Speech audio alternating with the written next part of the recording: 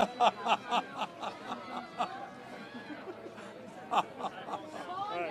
Good to go? Okay, everyone, we're going to get started. Good afternoon, everyone.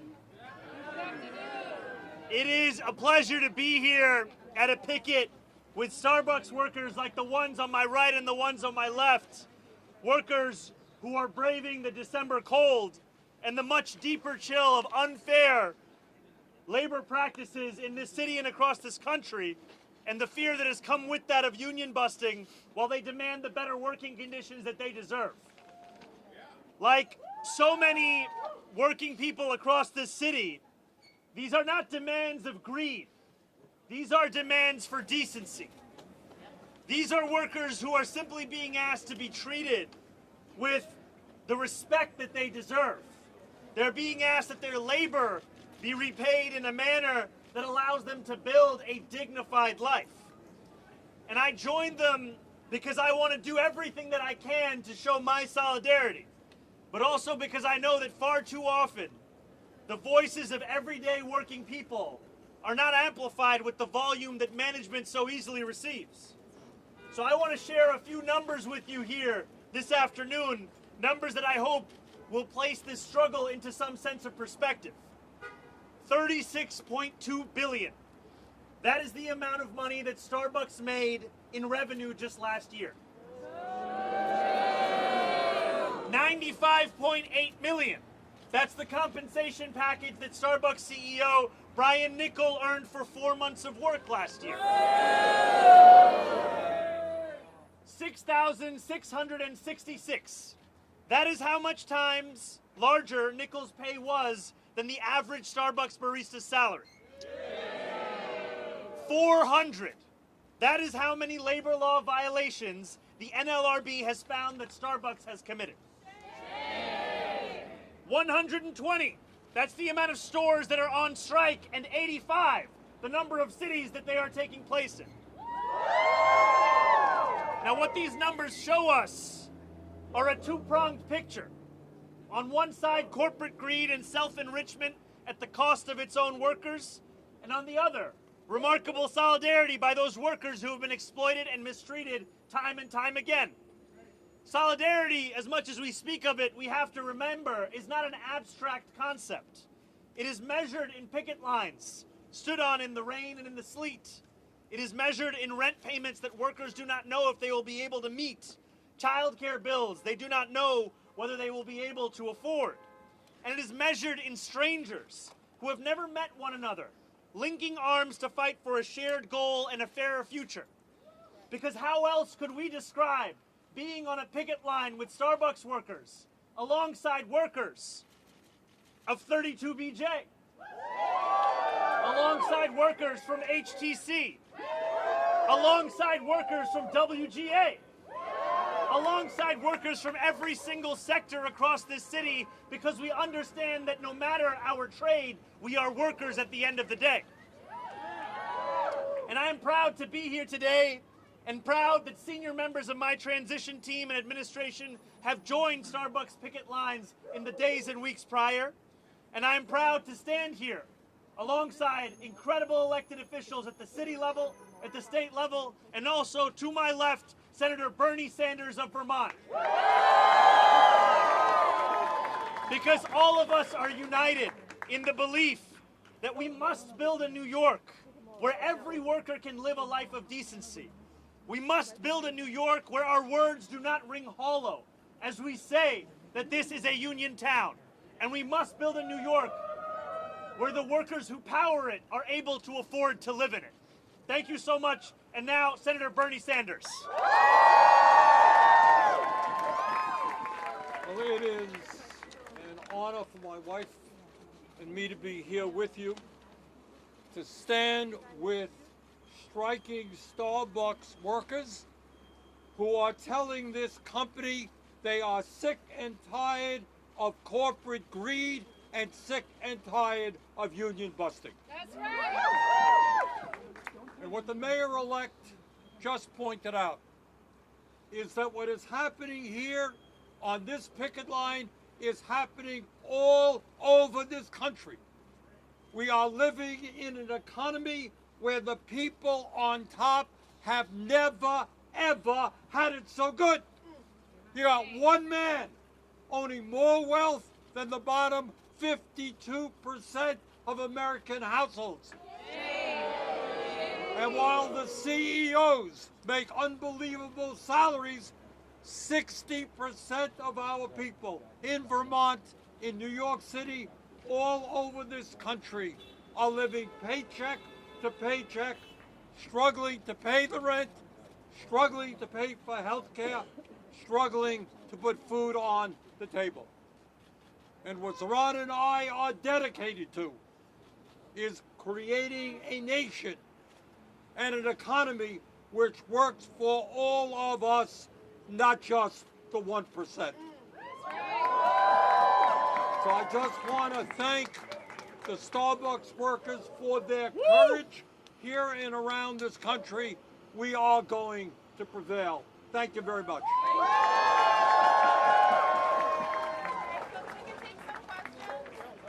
Senator. Just before we take a question, since I know we have some friends here with us, if we can first have a round of applause for the Starbucks workers themselves.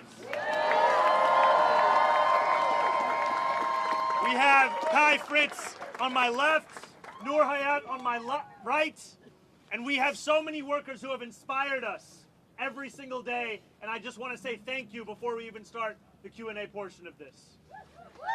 And Senator, do you want to see Chuck Schumer stay in power in the Senate? Right now, what we're here to say that we are standing with Starbucks workers, and we're going to create an economy that works for all. And I'm proud to say that all over this country, we're seeing candidates doing exactly what the mayor-elect did here. They are running campaigns based on the grassroots. They're mobilizing volunteers. They're standing up to the oligarchy. And in fact, we are going to change this country. Senator Sanders. Senator Sanders. Aside regarding the allegations of union busting, can you be more specific about what maybe can be done to resolve that? Do you have a role in that as mayor-elect, as mayor, aside from protesting and picketing alongside these workers? And separately, I'd like to get your reaction, if possible, on the proposal within the city council to raise the city council's pay. so I'll go first question, and then we can go back to the second one. You know, as I was walking in, Bernadette was asking me, when am I going to stop attending protests and be the mayor? And I said, technically January 1st, I will be the mayor. But I also want to make a point, because I think there's a through line in both of the questions, which is that when I become the mayor of this city, I'm going to continue to stand on picket lines with workers across the 5 boroughs. And I've said this to many of the unions that are here today, many of the rank and file, which is that we want to build an administration that is characterized by being there for workers every single step of the way. And sometimes in the fight for decency and dignity that workers are waging, their voices are drowned out. And when you are the mayor of New York City, you have with that a platform where you can speak about the hundreds of times that Starbucks has violated labor laws. A platform where you can speak about the fact that, yes, we celebrate what DCWP was able to accomplish in the largest ever settlement that has been won in this city, $28 million, and also that we will continue to commit funding, both of a fiscal kind and also of our own sustained commitment in terms of the political will necessary to ensure that we hold these kinds of corporations accountable. A quick question for both of you. Sorry, she just lost us. Do you support the city council members who are trying to propose a pay raise of 16% for themselves and then pay raise for you as mayor? Would you accept a pay raise? My focus is on the affordability agenda that I ran on. That's what I'm focused on delivering. But I look forward to speaking with the council about any of the issues they want to bring up. Speaking of the affordability agenda, over the weekend, President Trump called himself the affordability president. And he said this on Truth Social in all caps. He said he's lowered drug prices to levels never seen before. Do both of you see your stamp on that? And do you think he is the affordability president? I will shock all of you in suggesting that the President of the United States is a pathological liar. He lies all of the time. And to tell the people of New York City and Vermont that you are the affordability president at a time when legislation that you have passed will be responsible, if we don't change it, in raising health care premiums for people on the Affordable Care Act on average, doubling, in some cases tripling and quadrupling. So maybe Trump should go out to those people who are going to see a doubling or tripling in their premiums and explain to them how he is the affordable president. Not to mention that his tariffs all over this country have driven prices clearly up. And I would say that our focus is less on who is described as what and more that we actually deliver for the people of this city. And that is something that I have so appreciated in speaking with Senator Sanders, is the focus always has to come back to working people. And when you ask these Starbucks workers what the consequences are of a company that refuses to schedule them with any predictability, of a company that refuses to pay them a wage that they can actually afford to live in this city, it is that they do not know if they can call themselves New Yorkers any longer. And I am tired of walking into buildings in this city, meeting the workers there, asking them how long their commute was, and hearing that they in fact live in New Jersey. They live in Pennsylvania. They live in places that they can afford the rent, they can afford the mortgage. That place has to become New York City once again.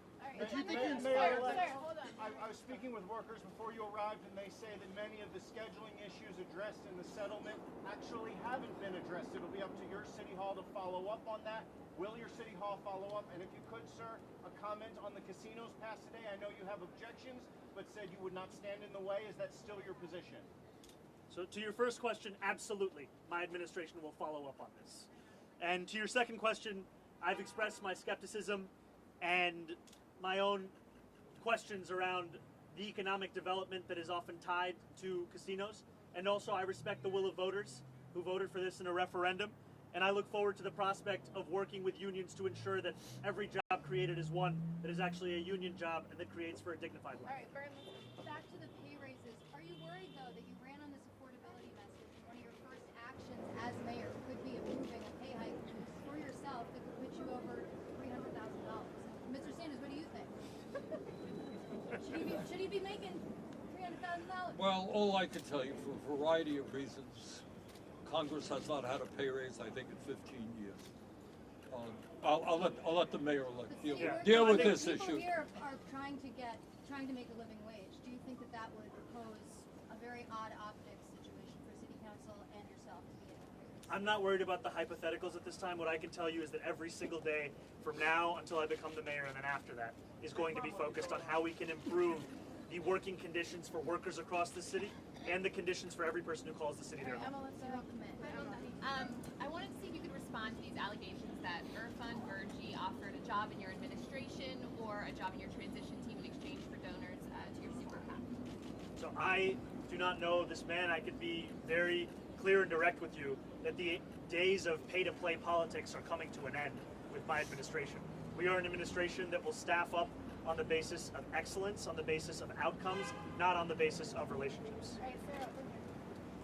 You're going to be mayor in 1 month. I'm wondering if you could lay out for us for your first year how you're going to prioritize what you're going to tackle.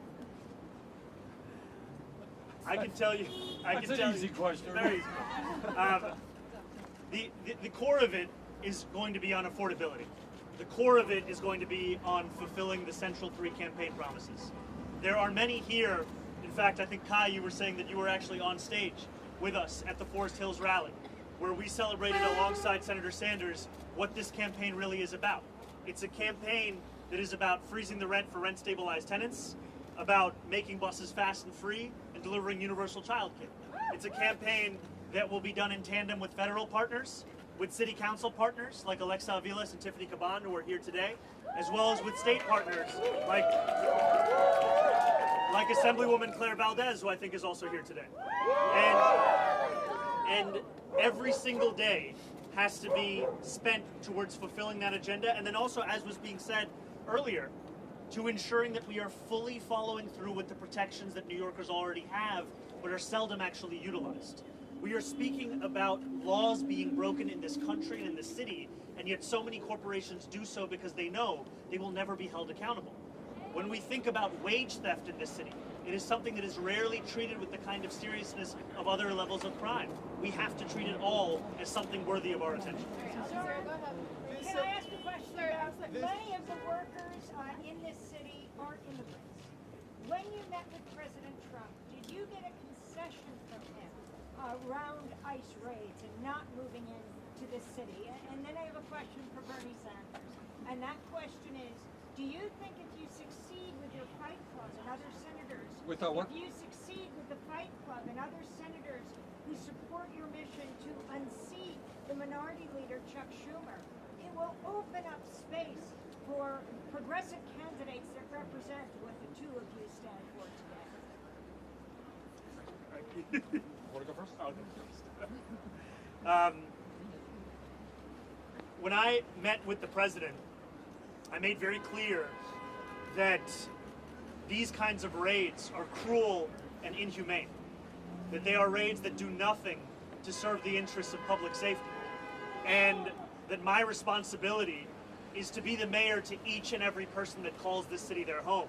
And that includes millions of immigrants, of which I am one. And I am proud that I will be the first immigrant mayor of this city in generations. And prouder still for the fact that I will live up to the statue that we have in our harbor and the ideals which we have long proclaimed as being those of this city, but which have too often been ones we do not actually enforce and celebrate on a daily basis. That is who I will be as the mayor of this city. In terms of what we're trying to do in the Senate, I think it is no great secret there are differences of opinion in the Democratic caucus. In the Senate, I'm an independent, and I caucus with the Democrats. And the difference is really manifested right here in New York City, in the mayor's race that just took place. In my view, Zohran Mamdani ran one of the great campaigns in the modern history of this country.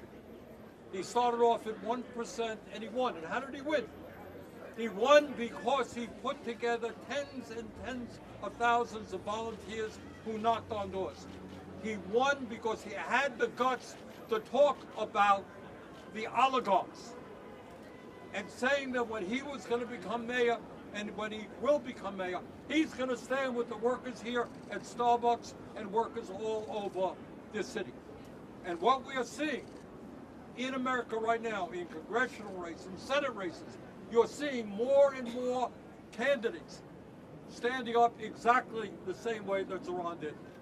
And they are standing up and saying that we need an economy that works for all. We're not going to let the billionaires get tax breaks while people lose their health insurance. We're going to raise the minimum wage to a living wage rather than a starvation wage. We're not going to be the only major country on earth not to guarantee health care to all people as a human right, etc., etc. So you're seeing that evolve, and I think it's a good thing. And I think we have the grassroots of America behind us. What Zohran did inspired people all over this country, all over the world, and we're going to keep going forward in that direction. So this, I want to get back to Starbucks for a second. This push is not new. This has been going on for several years now. Senator Sanders, I remember a few years ago, you grilled the then We had a hearing, that's right, on my committee, right. What is different right now that wasn't the case then? I can tell you that it feels as if we have reached a new day in the movement for workers across the city, where more and more New Yorkers are united in the belief that an honest day's work should be allowed to make that person afford the city that they call home. And there is an exhaustion amongst New Yorkers at the sheer contrast between these workers who cannot afford to live in this city and CEOs who are making $96 million a year on the backs of those same workers' labor. And that exhaustion is one that has also given rise to a movement where people are demanding what they deserve. And I'm proud to be standing here as the mayor-elect who will be on these picket lines and not only commit to the funding that DCWP requires to continue to enforce these kinds of provisions, but also to make it clear that this is part and parcel of the work making this an affordable city, it's also ensuring that these workers can live a dignified life. I'll tell you what is also different is that 4 years have come and gone, and hundreds of shops have voted to join unions. 12,000 workers have voted to join unions, and yet Starbucks has refused to sit down and negotiate a fair contract. Not one Starbucks shop in America is union. That's what the difference is. 4 years come and gone. All right, Morgan, last question. Go ahead. Hi, Mayor and Senator. Thank you. Just wondering, you said you're going to be striking with workers. Just what does that look like? Obviously, you can't be striking every single day with workers, but what does that look like, and how are you going to split your time, and which cause will then be maybe the top one for you? And then, Senator, this just broke, but Senate Minority Leader Chuck Schumer says that several of his New York offices received bomb threats. Just hoping that you guys can overreact. I think that's horrific news. And I'm thankful to hear that the senator and his staff are safe. And I think that this moment that we are living in, where political violence has become the norm, is one that we should never accept. And that is incumbent upon all of us, I think, to be fighting for that future across this country, no matter party, no matter person. To your question about what it means to stand with workers. You know, the other day, we had heard that there were workers on strike in the Bronx, and they were facing the prospect of management hiring scabs, and management wanted them to work more hours without additional pay. And we knew that we had a press availability scheduled coming up. We thought, why not have this at the picket line? Why not bring that attention to the workers' struggle themselves as we also take questions from the press? These are some of the opportunities that we have in thinking about how we engage with our city, how we share this message across the 5 boroughs. And so today, it is an opportunity for us to stand alongside Starbucks workers in their fight for decency, their fight for dignity, and I will continue to take those opportunities every single day. Because what we have found is that the demands of workers are ones which, the more people know about them, the more people agree with them. The struggle those workers have is that not enough people know about their fight. Not enough people know what they are being forced to accept. So the more that you can bring that awareness, the more that you can bring that attention, the easier it is for workers to demand the bare minimum. And that is what I will continue to do as the next mayor of this city. And I also just want to acknowledge, I see State Senator Andrew Bernardis is here as well, who has been a fighter for workers, especially as I was seeing PSC on the picket line and the fighter for staff and faculty at CUNY. Let me just say, I have been reading in the papers and seeing on TV that Zohran's agenda is a radical agenda. What amazes me is that when you talk about stabilizing rents for working people so that they're not paying 50 or 60% of their incomes for rent, that's not radical. Making sure that the little kids, the future of America, have decent and quality childcare is not radical. Making sure that people in low-income communities can get decent quality food is not radical. We have got to change our perspective. What is radical is giving $1 trillion in tax breaks to the top 1%. What is radical is being the only major country on earth not to guarantee health care to all people. What is radical is when the top 1% owns more wealth than the bottom 93%. So standing with working people is not radical. It's what the American people want, and those are the changes we've got to bring about. Thank you.